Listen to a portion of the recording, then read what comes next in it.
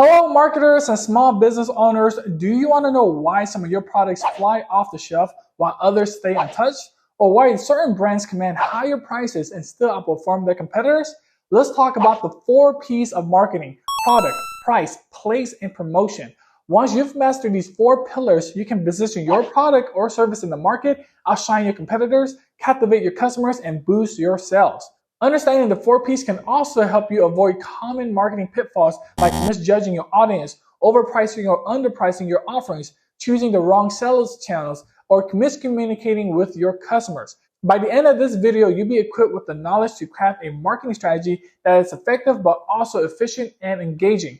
I'm Tony, helping you maximize sales, branding, and engagement. Now, let's dive deeper into our first P, product. The product isn't just the item you sell or the service you provide, it's your core solution to your customer's problem or needs. This is vital because no matter how great your pricing, place, or promotion is, if your product doesn't solve a problem, fulfill a need, or provide value, it will be difficult to sell. There are various elements that make up a product, so let's break this down. Firstly, we have the core product, the primary function or benefit that solves the customer problem. For instance, in the case of a car, the core product is transportation. Next up, we have the actual product. This is the physical item or the service. With our car example, the actual product would be the vehicle itself with its design, branding, features, etc. Finally, there's the augmented product. This includes the additional aspects that may not be essential to the function, but enhances the product's use or appeal. For the car, the augmented product could be an excellent warranty, exceptional customer service, or free car washes for a year. Successful products offer more than just the core benefit. They ensure the product is well designed and high quality and look for ways to augment it to make it even more attractive to the customers. I like to talk about my car. I drive a 2011 Toyota Camry. It has over 175,000 miles. It has survived flood, winter, rain, and it still works great. The AC still runs cold, and the silver color and design still looks great to this day. A massive investment towards a top quality product. It's just amazing how long this car lasted. Here is another example, the reusable water bottle. The core product is hydration because it provides a way to carry and drink water. The actual product is the bottle itself, including its design, materials, brand name, and other features like being leak proof or insulated. And the augmented product, that might include a lifetime guarantee, customer support, or even part of an environmental conscious community. So now it's your turn. Think about a product you purchased recently. What is the core, actual, and augmented part of that product? Always remember, your product must add value. It must solve a problem or fulfill a need for your customers. And the more ways you can find to do this through the actual product or through the augmentations, the more appealing the product will be. All right, let's move on to the second pillar of the 4 P's, price. It may be simple, but the price is much more than just a number on a tag. It's a complex element of your marketing mix that communicates value, position your product, affects your profitability. So let's break it down. First, we have the cost-based pricing. The price is determined by adding a profit margin to the product cost. Next, we have the competition-based pricing. Here, the price is set according to what the competitors are charging. Companies often use this strategy in highly competitive markets. But be careful, you don't want to start a price war.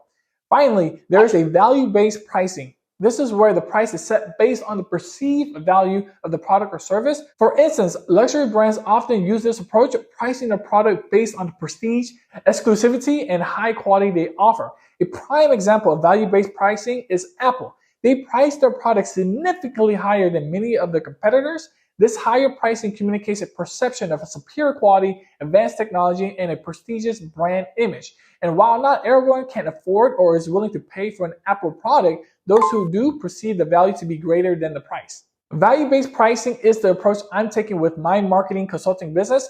I use Alex Hormozi value equation to increase the dream outcome and the perceived likelihood of success while decreasing the time it takes to complete the project and the amount of client effort. I'm setting myself in the market as a premium service and not as a commodity. Now, think about a product or service you purchased. What do you think was the pricing strategy behind it? Was it cost-based, competition-based, or value-based? Remember, the key to pricing is understanding your customer's perception of value, the competitive landscape, and your cost. Before I continue, level up your marketing expertise, hit that subscribe button to help the channel grow and get more videos like this to help you succeed. I really appreciate it. Thank you. All right, let's move on to the third P, place. Now, place doesn't just refer to the physical location. In marketing, place refers to how your product or service gets from you, the producer, to the customer. Let's break this down to different aspects of place. First, we have the physical retail location. These are your traditional brick and mortar stores. It's all about being where your customers are shopping. For example, you might find healthy foods in organic markets or premium supermarkets. Now we have online sales, a channel that has grown tremendously. Selling online allows you to reach a wider audience and provides convenience for your customers. Many businesses operate solely online, while others adopt an omni-channel approach, combining online and offline channels. Amazon is an example of a company that's leveraged the power of online sales to its advantage. Then we have direct sales, which involves directly selling to the customer, bypassing any middleman. This could be through direct mail, telemarketing, or direct response advertising. Many service providers, such as consulting or design companies, use this approach. And finally, there are indirect sales, which involves using middlemen like wholesalers, retailers, and distributors. This can help you reach a larger audience, but you need to share some of your profits. An example of a smart place strategy is Netflix. They understood their customer desire for convenience and instant gratification. So instead of selling DVDs in stores or renting physical spaces, they offer their services online, allowing customers to stream TV shows and movies directly from the comfort of their home. Think about a product or service you bought recently. What distribution channels did the company use? And how did that influence your purchase decision? So there we have it, place. Remember, being at the right place and time is critical in marketing. Understand where your customers are and how they prefer to shop, and then tailor your distribution strategies to meet those preferences. And now to our final P, promotion. Promotion is about more than just advertising your product. It's about effectively communicating your product's benefits, brand story, and values to your target audience. It consists of several different elements. First, we have advertising. This can be done through TV, radio, print, online, billboards, etc. The key here is creating compelling creative ads that grab attention and convey your message. Next, there's public relations, which involves shaping and maintaining a positive image of your brand among the public.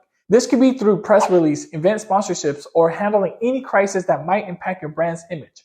Sales promotion is another element that involves short-term incentives to encouraging buying. Think of discounts, buy one, get one free offers, or limited only deals. While these can boost your sales in the short term, it's important to ensure they don't harm your brand's value in the long term.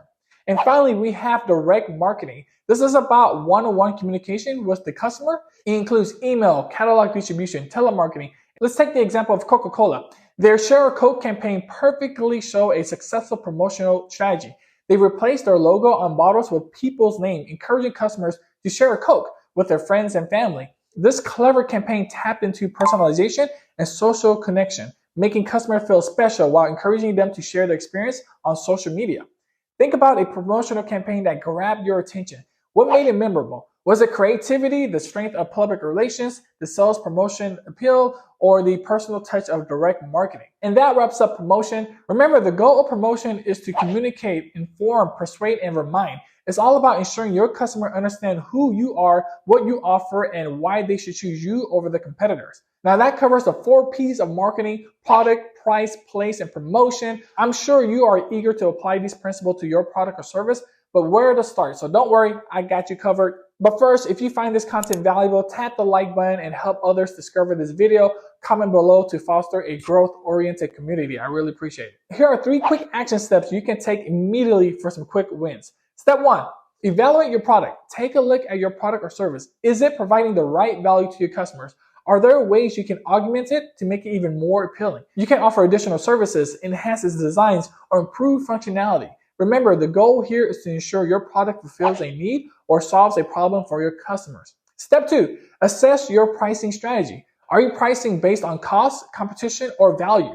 This might be a good time to conduct market research if you need more clarification. Understand how your customers perceive the value of your product and what they're willing to pay for it. Make sure your price communicates the value of your product and is in line with your brand positioning. Step 3, optimize your promotion. Analyze your current promotional efforts. Are you effectively communicating your product's benefits and your brand values? Are you reaching your customers through the right channel? Consider trying new advertising platforms, crafting a more compelling message, or running a limited time offer to boost your sales. Remember, these are starting points. The marketing world is vast and there's always much more to learn and test, but by taking these steps, you'll be well on your way to optimizing your marketing strategy.